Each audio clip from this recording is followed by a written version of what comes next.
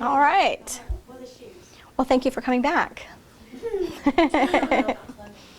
So we left off where we were sorting, okay, and then we're going to pick up on a couple of these other blue buttons across the top, those blue agent-centric kind of buttons from the toolbar.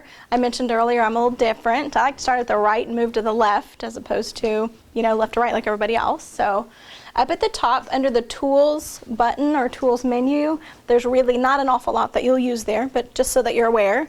Export images and export data is there. If you like to export the data, put it into Excel, create charts and graphs, you can do that. You can export the data to, there's some third-party CMA products out there where you have to export the data and export the images in order to make it work. Also, you might just want to pull it out to do, whatever else it is with it. So you can do that. I always have to give my little disclaimer anytime you pull it off of the offline system, it's potentially out of date, right? The moment you clicked export, somebody could have clicked save on a brand new listing that you don't have in your database. So just kind of be mindful of that. The link to contact, I'll just kind of a brief overview. That's actually part of the client gateway, which is a whole nother class. But you can actually, the idea behind Gateway is you set it up, or auto notification, you set up a certain set of criteria that's appropriate to that client and emails them properties that just fit the criteria. Well, let's say I just happen to be in MLS today and I find a listing that's amazing and perfect for them, except it's $5,000 or whatever, a minimal amount over that list price range we originally set up. They're never going to get it, but it might be amazing. And it's been on the market 819 days, so we can probably get it under list and whatever else the scenario might afford you. So you can tack it onto their gateway. That link to contact just manually puts it over there. Even though it doesn't fit their automated criteria, you can still present it to them and email them and notify them about it. So on the regular notifications, they get an email with a link to a report. Mm-hmm. In Gateway, is it they're invited to log in and see the properties? Is that the difference? The gateway itself is an actual web page specifically for that client. So you can choose two different delivery types. You can get an email that just has a link and then they open the buyer full report, right, essentially. Right. Or you can configure it to work with that gateway or portal, internet portal, excuse me, and then they open that link and it takes them to that internet page where everything that they've ever been sent is all kind of there. It lives there forever until it's no longer available in MLS. So the oldest that they've received is at the bottom. The newest thing they've been sent is at the top. It puts a nice little banner across for price reductions and new photos added and new listings. Is that where they can click a link that says, I want to see this, or I want to delete this? They have the ability to classify them. Favorites, possibilities. In Infusion, it's called rejects, super subtle. In Tempo, it's not interested, but in Fusion, it's reject. And then you have the chance to put it as an agent recommendation, it's called, where if they say something, I want a really bright kitchen, you can't really search for that in MLS, right? You just have to look at a picture and go, hey, look, it's bright. So you can make a little flag of your own saying, ooh, this one's a great. You can teach us a class on I can teach you a class for that. I can. Yeah. Yay. Anna says, come back. Go right ahead. Since we're doing the 3 hours, can we do the MCE? She brought the paperwork. We can just sign. Well, the only issue on the MCE is I never want to charge for anything that happens. It's completely free. What? MCE through HAR is free. This is your. This is an MCE class. This is an MCE class now. Ta-da! Yes. Yes. Anytime I come visit you, with a rare few exceptions, it's completely free. Okay. And we'll let you know well in advance if it's a paid class. But anything MLS related or HIR tools will always be free for y'all. It's a benefit. It's a member benefit. So, ta-da! You take class registration and all that? I have an MCE roster that I'll pass around. Why don't we just segue into that nicely by me passing the roster around? So, and that's all we need. Just be real sure. I'm not sure if you're familiar with Trek, but they're slightly picky. So just be sure. Oh gosh, I was on video saying that, right? Last name first, first name last.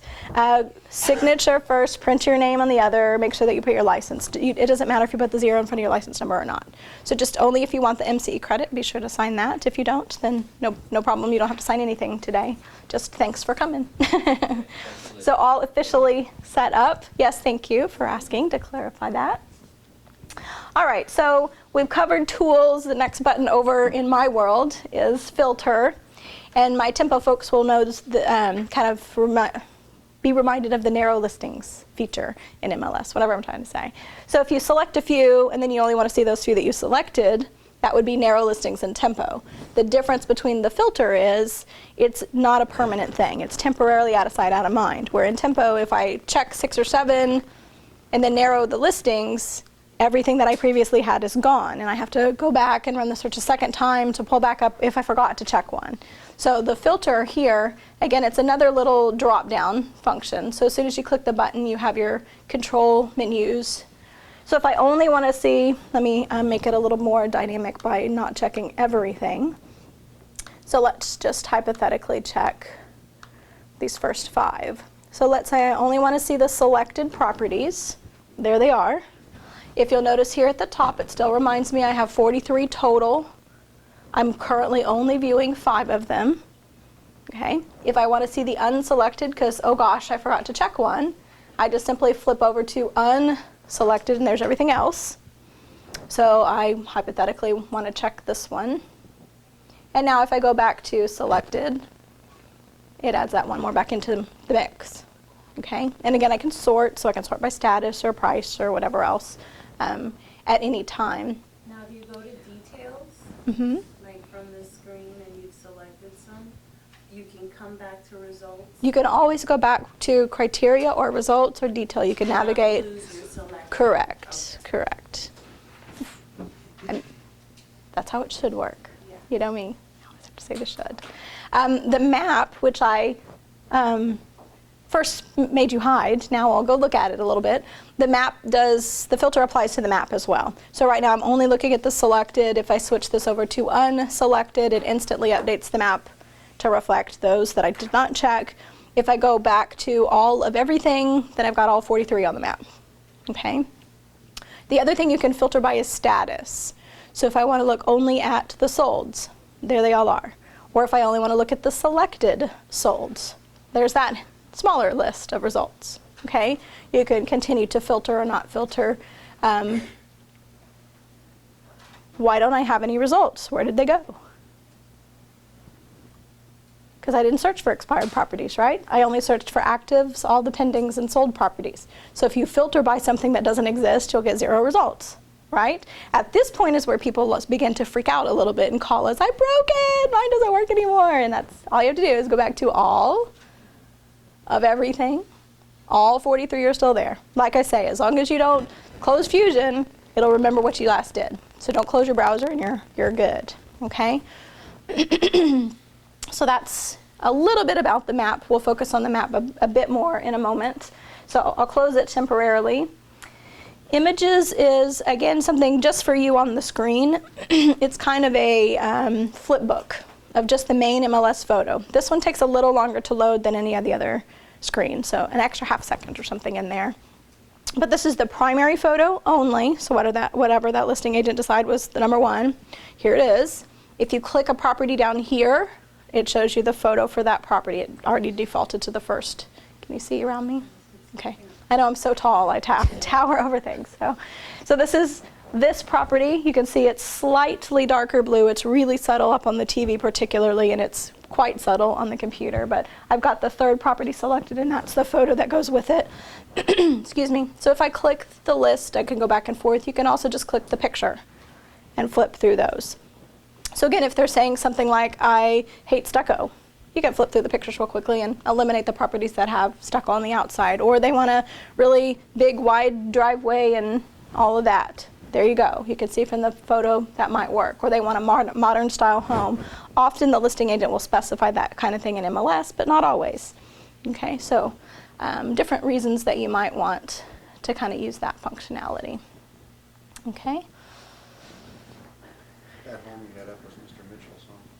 Oh, really? Really? The one with the big, where I made the big driveway remark? Very nice. I can't find it now. It's there. It was toward the side here. Well, now I have to, I'm so OCD, I gotta find it. You want to see? It was on, it's not even, It's which one? it's up there. It's up higher. What did you say the street was? Wild ginger. Wild Ginger. I don't remember seeing one on Wild Ginger. There it is. It's the little things in life that make me very happy. Oh, I clicked the link for the map. Okay. So there's a picture. Phew, makes me feel better.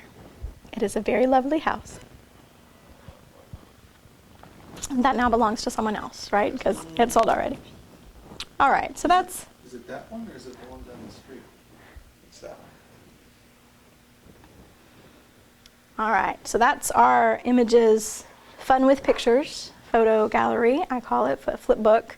The save grid, we already talked about the grid manager, where we created our custom, you can kind of tweak the grid that you created. Remember I added CDOM to be way over here.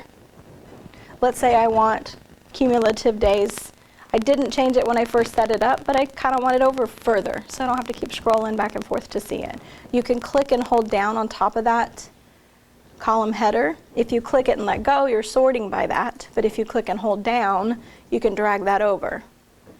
Okay, so let's say, hypothetically, I want CDOM right next to lot size, and then I'll go back and pick up DOM as well, and put that right next to it. So now my grid is updated temporarily, so that everything that was important to me is fitting my screen currently. If I close Fusion and come back in, it defaults back to the default, right? And my CDOM grid just has the column, but it's over on the far right.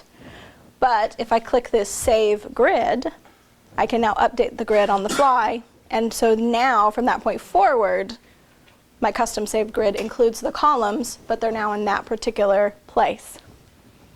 Do we have an Would announcement? this be a good opportunity for a pizza break? There is always a good, any time is a good time for a pizza break in my book. It's fresh, and the other agents have not been notified. I say, go, quick, go. Right, it was the one down